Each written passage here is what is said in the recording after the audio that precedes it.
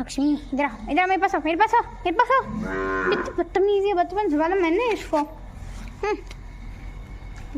लच्छो बड़ी होगी।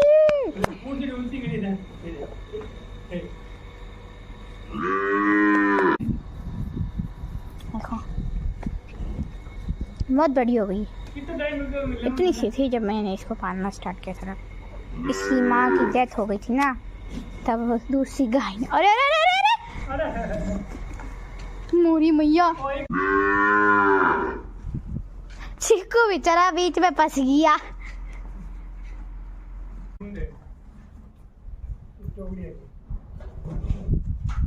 मारे ली बा देख ले थने पिंकू मारे ली चिक्कू उठी ना आजा। देख देख देख से जा रही थी तो ये भैया इस छोटे से पप्पी को बिस्किट खिला रहे थे।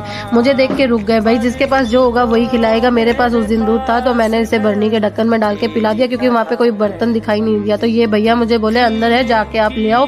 इस बाड़े में वो अपनी गाय भी रखते हैं और इन स्ट्रीट डॉग्स को भी रहने देते हैं। तब इन्होंने बताया कि ये इतने छोटे छोटे से लोगों को दिखाई नहीं देते और ये भी बच गया क्योंकि जब छोटा था तब इन्होंने इसे बाड़े में रहने दिया था। क्योंकि ये सड़क पे आ जाते हैं तो गाड़ी वाले इन्हें टक्कर मार के चले जाते हैं और लोग भी आते जाते हैं ना सड़क पे रोटी डालते हैं। तो वहाँ पे एक बूढ़े दादाजी भी थे। उन्होंने भी मुझे बताया कि मैं पूरे दिन इनका ध्यान रखता हूँ, लोगों से कहता हूँ कि सड़क के बीच में रोटी मत डालो, किनारे डाल दो।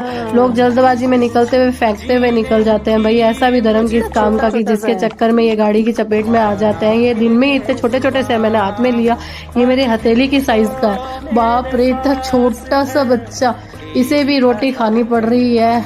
माँ का दूध नहीं आ रहा होगा, माँ कमजोर है भाई, खाने को नहीं मिल। सुबह जल्दी शेरू को घुमाने ले गए और कालू कर रहा था योगा। योगा से होगा ऐसी पतली कमरिया वाला फिगर। इतने ही आ गई खुजली। खुजाते खुजाते शेरू आ गया बाहर और शेरू करने लगा गुस्सा।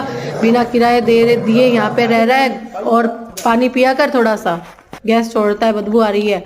और फिर लूसी को खाना दिया और फिर वनीला को खाना दिया और उसके बाद में कालू वापस पहले ही घूम के आ गया शेरू से और उसको खाना दे दिया। फिर वनीली के पास में गए, वनीली ने ली अंगड़ाई और उसके बाद में उसने खाना खाया। ओ माई रे, आज देख लिया इसके 2 बच्चे। अच्छा पता नहीं कितने हुए मगर 2 बच्चे हैं और बहुत क्यूट से लग रहे हैं। अभी पास में नहीं जा रहे, इसे थोड़ा और भरोसा आ जाए उसके बाद में जाएंगे। घर पहुंचे तो लूसी खुशी मना रही थी क्योंकि विराट कोहली ने आज शतक पूरा कर लिया।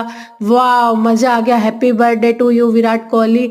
भाई थोड़ी देर के लिए बाहर जाती हूँ तो ये इतने पागल हो जाते हैं और घर में घुसते ही हाथ फेरो प्यार करो। क्या बात है, इसी प्यार के साथ में हमने नीली के पप्पी को उठा करके जब देख रहे थे कि ये बीमार सा लग रहा है क्योंकि डॉक्टर तो यहाँ आते नहीं है, तो ये ऐसे कर रही थी कि इसे नीचे रख दो, इसे डर है कि कहीं हम उठा के ना ले जाए। और वैसे भी इसके सारे पपीज मर चुके थे पिछली बार, मगर अगले दिन सुबह वो भी मर गया। वहाँ पे दिखाई नहीं दिया, एक ही दिख रहा है, शायद इसने कहीं ले जा करके दबा दिया है।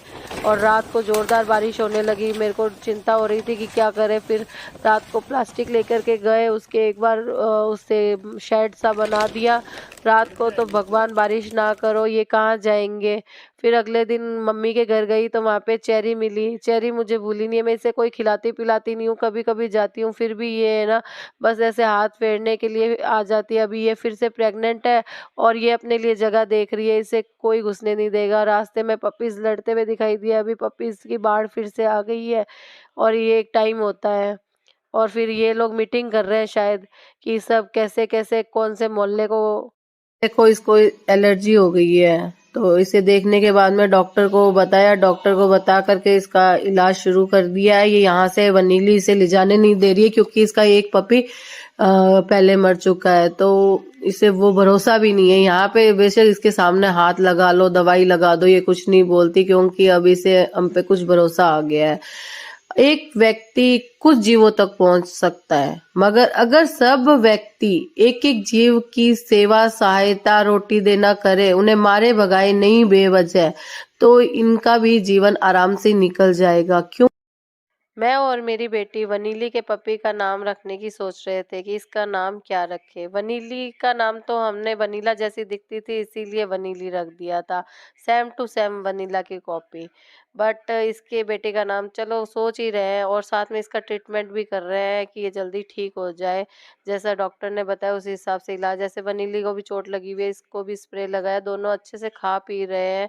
अब लग रहा है जल्दी ही ठीक हो जाएंगे। मगर अचानक शाम को क्या देखते हैं कि ये इसे चाट रही है।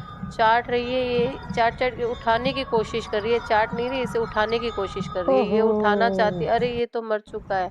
रात भर ये इसके पास बैठी रही, सुबह भी उसी के पास में बैठी रही, उसे चाटती रही। फिर कभी घूमती है इसके पास में ही बैठ जाती है, मतलब यहाँ से कहीं नहीं जा रही है और साथ ही खाना भी नहीं खा रही है। माँ से भी दुःख हो रहा है और दुःख इन्हें हम इंसानों की तरह ही होता है और इतनी बार इनके बच्चे पैदा होते हैं और मर जाते हैं, कोई एक आधा बचता